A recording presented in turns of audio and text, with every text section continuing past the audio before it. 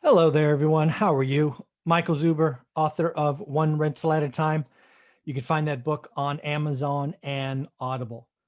One of the things you'll see in that book that I've already taken care of is I've created a course called How to Get Started One Rental at a Time. It's how you learn your market, calculate yield, do all those great things. But what I'm doing now is I'm really expanding and I'm really trying to do two things around the concept of money, income, spending, savings.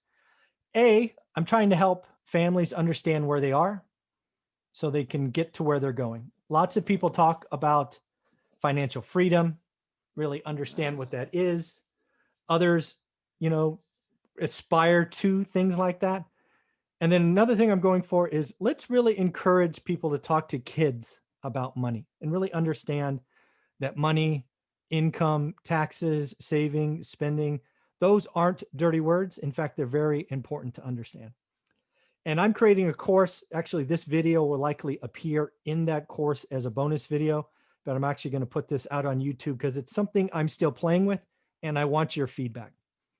I want your feedback on this idea.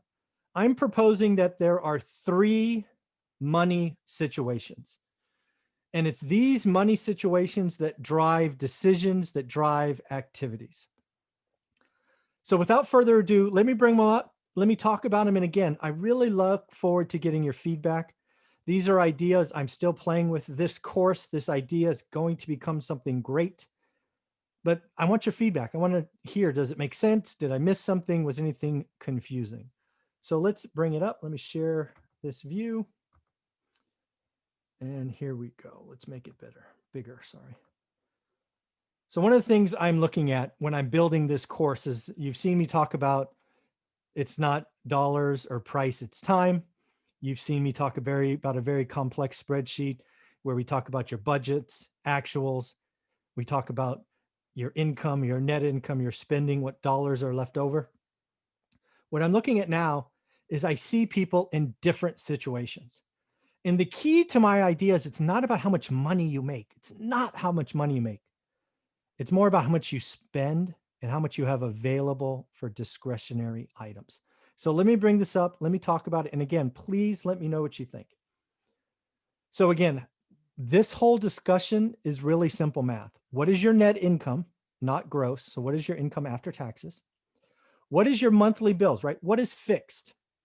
Rent, food, insurance, childcare, entertainment, so on and so forth.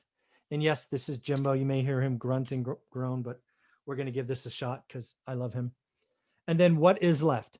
So for example, if your net income is $2,000 a month, you spend $1,500 on fixed bills, you have $500 left over for discretionary spending. Does that make sense? Awesome. So what I'm seeing is there's really three situations. There's something I call the razor's edge, which really means you as a family spend almost all your net income.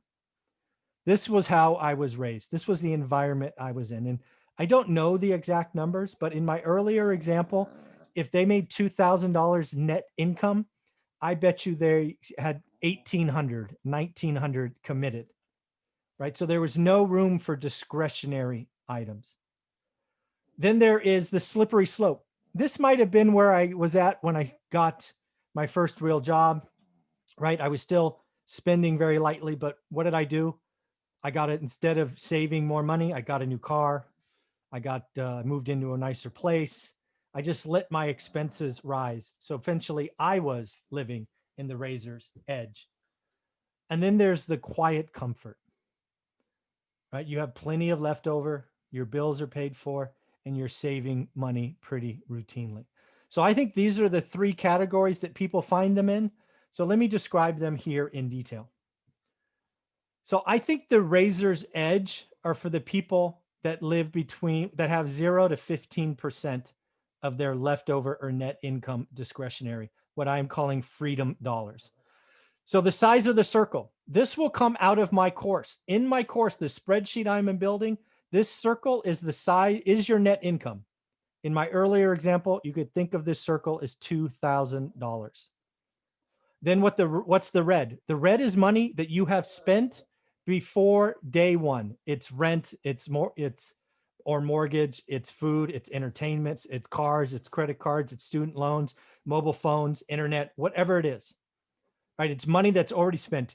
You have got to pay for these things before you work an hour. And then the green, those are dollars that are technically discretionary. You can save, you can spend, you can invest, you can do other things. So my prediction is if you have between 0 and 15%, I think you are living in the razor's edge. So in my example of $2,000, if you have less than $300 in the green, you are living in the razor's edge. Okay, does that make sense? And actually, I should realize my face is over the view, so let's go back. So that's the razor's edge. Then this is what I call the slippery slope. If you are spending currently between 16 and 39% of your net income, so what would that be? So $2,000, let's say less than 40, 4 is 8. So if you were spending $1,200 or more, you are on the slippery slope, meaning you could go either way. You could potentially increase your lifestyle, one new car, some new, better clothes, better phone, better internet. I mean, whatever it is. The slippery slope is dangerous because this is where you can buy more things. You will be approved for a loan. You can upgrade your house. You can get a bigger house. You can potentially get a second home. But it's basically where you can increase your monthly expenses. And if you do, you're very quickly going back to the razor's edge, where you are one recession, one job loss, one flat tire, one health scare away from bankruptcy. So again, the slippery slope for me, and again, I'm still playing with these numbers. The concept is there, but I'd love to hear from you. If you are living with 16 to 39% of your net income every month, which you can save, invest, spend discretionary, this is where I think you are, the slippery slope. And then finally, there's the quiet comfort. If you save or have freedom dollars or discretionary dollars over 40% of your income, you are good.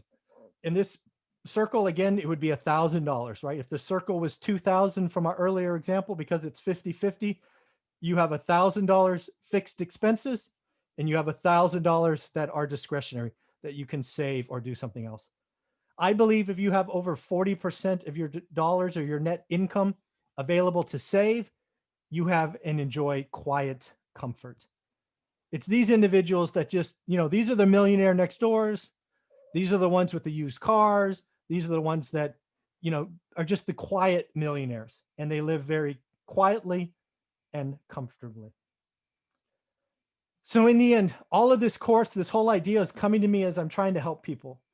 You've got to realize that the rat race is real. Once you leave school, the rat race begins. You get a job, your income goes up, your spending goes up. Lifestyle creep is real. Nicer clothes, nicer food, nicer cars, nicer housing. And then finally, a big thing for me was needs versus wants. If you really want to enjoy financial freedom and maybe you're on the slippery or razor's edge, you can make choices. I've been there. I spent 100% of my income. So I was at 0, right? I was at 5%. I was at 10%. I was in the razor's edge. Then you could get to the slippery slope, reduce expenses, sell one of your cars, whatever it is. And then finally, true financial freedom starts to build when you are sitting in quiet comfort. When you can just sit there, casually save money every month. You don't have to work 40 hours for 40 years, but you can if you want. So again, rat race is real, lifestyle creep, need versus want, all that stuff. So in the end, let me stop this. Thank you very much for watching. Let me know what you think. Jimbo is being very naughty by my feet. I'm not sure if you can hear him or not, but have a wonderful day, everyone. Take care.